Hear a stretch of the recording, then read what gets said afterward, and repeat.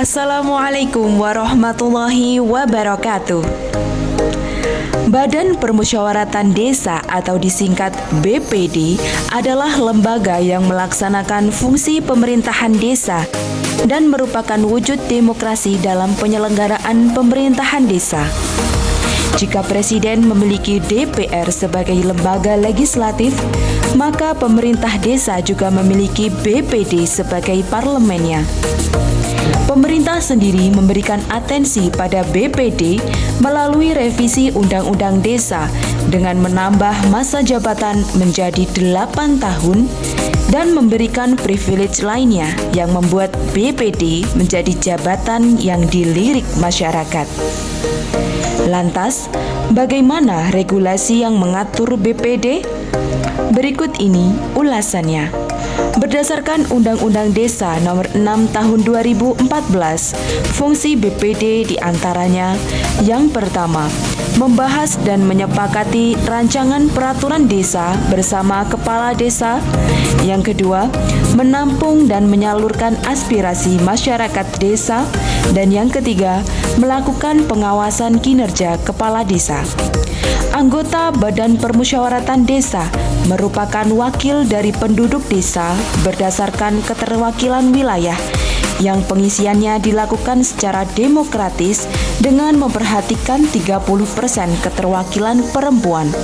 Masa keanggotaan BPD selama 8 tahun terhitung sejak tanggal pengucapan sumpah atau janji dan dapat dipilih kembali dalam jabatan yang sama. Anggota BPD dapat dipilih untuk masa keanggotaan paling banyak 2 kali secara berturut-turut atau tidak secara berturut-turut. Ketentuan lain mengenai BPD diantaranya: yang pertama, jumlah anggota BPD ditetapkan dengan jumlah gasal, paling sedikit 5 orang dan paling banyak 9 orang, dengan memperhatikan wilayah, perempuan, penduduk, dan kemampuan keuangan desa. Berdasarkan Undang-Undang Nomor 6 Tahun 2014 Pasal 59 Ayat 1, pimpinan BPD terdiri atas 1 orang ketua, 1 orang wakil ketua, dan 1 orang sekretaris. Lantas, apa saja hak BPD? Menurut Undang-Undang Nomor 6 Tahun 2014, tepatnya Pasal 61, hak BPD adalah: yang pertama, mengawasi dan meminta keterangan tentang penyelenggaraan pemerintahan desa kepada pemerintah desa. Yang kedua, menyatakan pendapat atas penyelenggaraan pemerintahan desa, pelaksanaan pembangunan desa, pembinaan kemasyarakatan desa, dan pemberdayaan masyarakat desa. Yang ketiga, mendapatkan biaya operasional pelaksanaan tugas dan fungsinya dari anggaran pendapatan dan belanja desa. Tidak hanya itu, hak BPD menurut undang-undang terbaru, Undang-Undang Nomor 3 Tahun 2024 adalah: yang pertama, mengajukan usul rancangan peraturan desa. Yang kedua, mengajukan pertanyaan. Yang ketiga, menyampaikan usul dan pendapat. Yang keempat, mendapatkan tunjangan purna tugas 1 kali di akhir masa jabatan sesuai kemampuan keuangan desa. Yang kelima, memilih dan dipilih.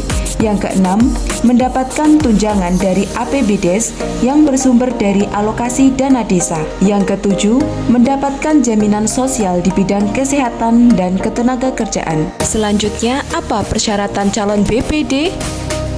Persyaratan calon BPD menurut Undang-Undang Desa Nomor 3 Tahun 2024 adalah: yang pertama, bertakwa kepada Tuhan Yang Maha Esa.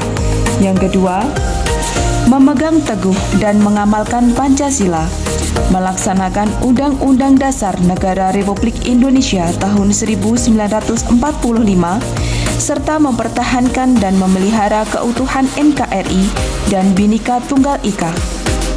Yang ketiga, berusia paling rendah 20 tahun. Yang keempat, bukan sebagai perangkat pemerintah desa. Yang kelima, berpendidikan paling rendah tamat SMP atau sederajat. Yang keenam, bersedia dicalonkan menjadi anggota BPD. Dan yang ketujuh, wakil penduduk desa yang dipilih secara demokratis. Kemudian, apa saja kewajiban BPD? Kewajiban BPD menurut Undang-Undang Nomor 6 Tahun 2014 diantaranya memegang teguh dan mengamalkan Pancasila, melaksanakan Undang-Undang Dasar Negara Republik Indonesia tahun 1945, serta mempertahankan dan memelihara keutuhan NKRI dan Bhinneka Tunggal Ika. Yang kedua, melaksanakan kehidupan demokrasi yang berkeadilan gender dalam penyelenggaraan pemerintahan desa. Yang ketiga, menyerap, menampung, menghimpun, dan menindaklanjuti aspirasi masyarakat desa. Yang keempat, mendahulukan kepentingan umum di atas kepentingan pribadi, kelompok, dan golongan. Yang kelima, menghormati nilai sosial budaya dan adat istiadat masyarakat desa.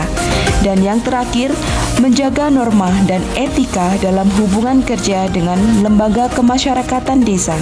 Perlu diketahui, menjadi anggota BPD juga memiliki batasan yang diatur dalam undang-undang. Menurut Undang-Undang Nomor 6 Tahun 2014, tepatnya pasal 64, disebutkan larangan BPD diantaranya: yang pertama, merugikan kepentingan umum, meresahkan sekelompok masyarakat desa, dan mendiskriminasi warga dan golongan masyarakat desa. Yang kedua, melakukan korupsi, kolusi, dan nepotisme, menerima uang, barang, dan atau jasa dari pihak lain yang dapat mempengaruhi keputusan atau tindakan yang akan dilaksanakannya. Yang ketiga, menyalahgunakan wewenang. Yang keempat, melanggar sumpah atau janji jabatan.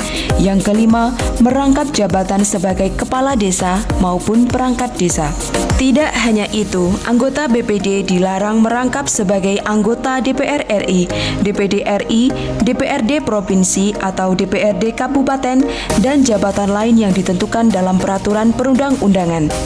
BPD juga dilarang sebagai pelaksana proyek desa, menjadi pengurus partai politik, serta dilarang menjadi anggota dan atau pengurus organisasi terlarang. Dari paparan mengenai tugas, hak, kewajiban, dan persyaratan BPD, apakah teman-teman tertarik menjabat BPD? Silakan tulis di kolom komentar ya. Terima kasih. Wassalamualaikum warahmatullahi wabarakatuh.